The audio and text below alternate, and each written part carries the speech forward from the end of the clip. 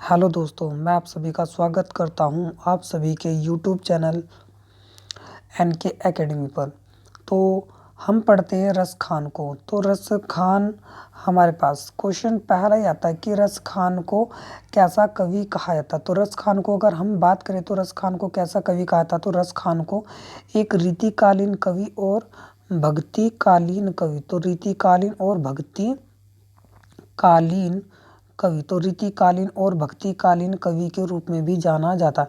अच्छा, अगर ऑप्शन में भक्तिकालीन भी है और रीतिकालीन भी, तो आपको ऑप्शन के अकॉर्डिंग में आंसर क्या लगाना, फिर आपको आंसर लगाना है भक्तिकालीन कवि, क्योंकि रस खान को भक्तिकालीन कवि के रूप में ही जाना जाता है। क्योंकि रस खान जो है हमारे पास एक भक्तिकालीन कवि के रूप में विख्यात हुए। कहीं कहीं पर जैसे बुक्स की अगर हम बात करते हैं, जैसे आदित्य पब्लिकेशन में, तो उसमें रीतिकालीन कवि भी दिया हुआ है।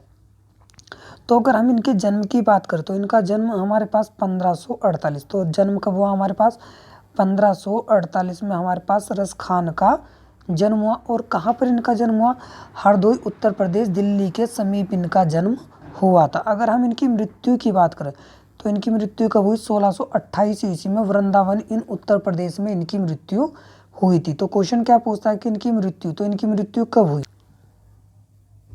तो अगर मृत्यु की वो बात करता है आपसे, तो मृत्यु इनकी कब हुई हमारे पास 1628। कब 1628 ईस्वी में इनकी मृत्यु हुई। तो कहाँ पर इनकी मृत्यु हुई, वृंदावन इन उत्तर प्रदेश में इनकी मृत्यु हुई थी। मगर इनके माता पिता के बारे में कोई जानकारी उपलब्ध नहीं है। तो क्वेश्चन आता है कि रस खान के माता पिता के बारे में कोई जानकारी उपलब्ध है। तो रस खान के माता पिता के बारे में कोई जानकारी उपलब्ध नहीं है। और इनका अगर वास्तविक नाम की अगर हम बात करें तो इनका वास्तविक नाम क्या था, सैयद इब्राहिम। तो क्वेश्चन क्या पूछता है कि रस खान का वास्तविक नाम, तो रस खान का वास्तविक नाम क्या है, सैयद इब्राहिम। तो रस खान का वास्तविक नाम क्या है, सैयद इब्राहिम इनका वास्तविक नाम है। अगर हम इनके गुरु की बात करें तो इनके गुरु का क्या नाम था, विट्ठल नाथ। तो क्वेश्चन था इनके गुरु का क्या नाम है, तो इनके गुरु का क्या नाम है, विट्ठल नाथ। अगर हम इनके संप्रदाय की बात करें किनकी, विट्ठल नाथ की, तो जो विट्ठल नाथ थे ये बल्लभ संप्रदाय से संबंधित है। तो किस संप्रदाय से संबंधित है, बल्लभ संप्रदाय से संबंधित है। जो रस खान है, तो क्वेश्चन आता है कि रस खान किसके समकालीन है। तो रस खान किसके समकालीन है, तो ये अकबर के समकालीन, जैसे रस खान हो गया, तुलसीदास हो गया, तो ये किसके समकालीन है, तो ये अकबर के ही समकालीन है। तो किसके समकालीन है, तो अकबर के समकालीन है हमारे पास ये।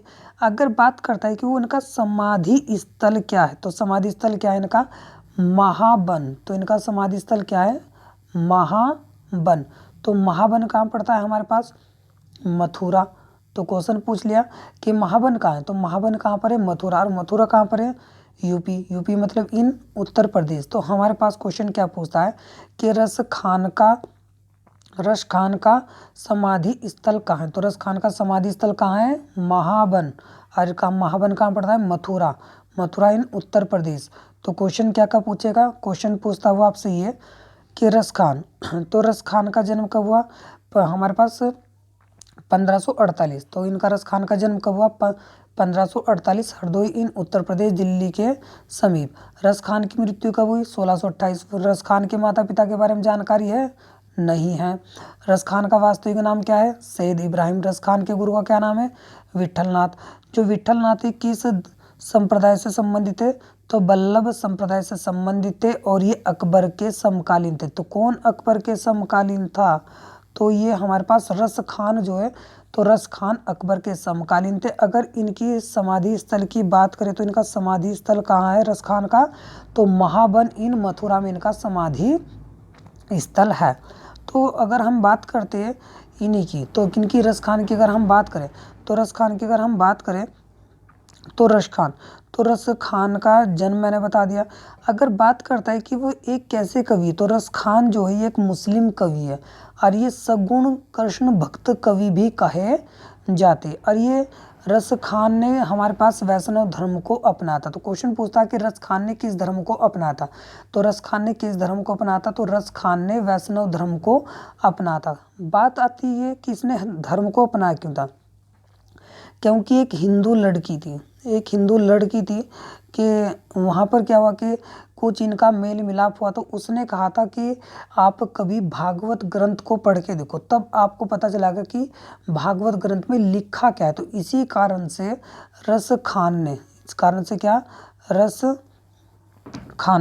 खान ने हमारे पास भागवत, तो किसका, भागवत, तो भागवत ग्रंथ का हिंदी व फारसी, किसका, हिंदी व फारसी, तो किसका, हिंदी व फारसी, तो हिंदी व फारसी भाषा में क्या किया था, इसने अनुवाद भी किया है। तो क्वेश्चन आता है हमारे पास ये भी कि निम्नलिखित में से किसने, तो निम्नलिखित में से किसने भागवत ग्रंथ का हिंदी व फारसी भाषा में अनुवाद किया। तो हिंदी व फारसी भाषा में अनुवाद करने वाले कवि कौन है, रस खान। तो क्वेश्चन क्या कहता है कि भागवत ग्रंथ का हिंदी व फारसी भाषा में अनुवाद किसने किया है। तो हिंदी व फारसी भाषा में भागवत ग्रंथ का अनुवाद किसने किया है, रस खान ने।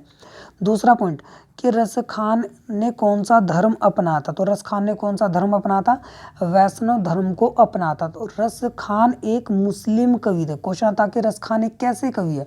तो रस खान एक मुस्लिम कवि थे जो कि किसके भक्त थे, जो कि हमारे पास श्री कृष्ण भगवान के भक्त हुआ करते थे। अगर रस खान एक कृष्ण भक्त कवि के रूप में हम इनको देखें तो दान लीला, प्रेम वाटिका, रस खान सुजान, जो कि हमारे पास ब्रज भाषा में रचित है। तो क्वेश्चन आता कि रस खान की जो रचनाएं है वह किस भाषा में रचित है। तो अगर रस खान की हम भाषा की बात करते हैं तो रस खान की रचनाएं किस भाषा में रचित है। तो रस खान की रचनाएं किस भाषा में रचित है, तो ब्रज भाषा में। तो किस भाषा में रचित है, रस खान की रचनाएं ब्रज भाषा में रचित है। और रस खान के जो काव्य है तो हमारे पास किस में, तो क्वेश्चन आता है कि रस खान के काव्य किस में, तो भक्ति व श्रृंगार, तो भक्ति व श्रृंगार, तो भक्ति व श्रृंगार रस, तो भक्ति व श्रृंगार रस में इनके काव्य व इनकी रचनाएं देखने को मिलती है। क्वेश्चन आता है कि रस खान के काव्य में किस रस की प्रधानता देखने को मिलती है। तो किस रस की, भक्ति व श्रृंगार रस की प्रधानता देखने को मिलती है। तो किस रस की, भक्ति व श्रृंगार रस की प्रधानता देखने को मिलती है। तो क्वेश्चन आता है कि इसमें हमारे पास किस रस की प्रधानता देखने को मिलती है। तो किस रस की प्रधानता देखने को मिलती है, तो भक्ति व श्रृंगार रस की प्रधानता देखने को मिलती है। तो हमने आज आपको कराया है रस खान। तो कल हम आपको नेक्स्ट वीडियो में नेक्स्ट कवि कराएंगे। तो आप हमारे इस चैनल को सब्सक्राइब कीजिए और ज़्यादा से ज़्यादा शेयर कीजिए, और जितने भी आपके पास व्हाट्सएप ग्रुप है, फेसबुक है, इंस्टाग्राम है, उन सभी पर भी आप शेयर कीजिए। और हमारे द्वारा जितना भी पढ़ाया जाएगा वो आपको पीडीएफ के माध्यम से दिया भी जाएगा। तो अगर किसी को नोट्स डाउनलोड करने में कोई भी दिक्कत होती है तो वो हमारे साथ 7500888351 नंबर पर कांटेक्ट कर व्हाट्सएप से जुड़ भी सकता है। धन्यवाद।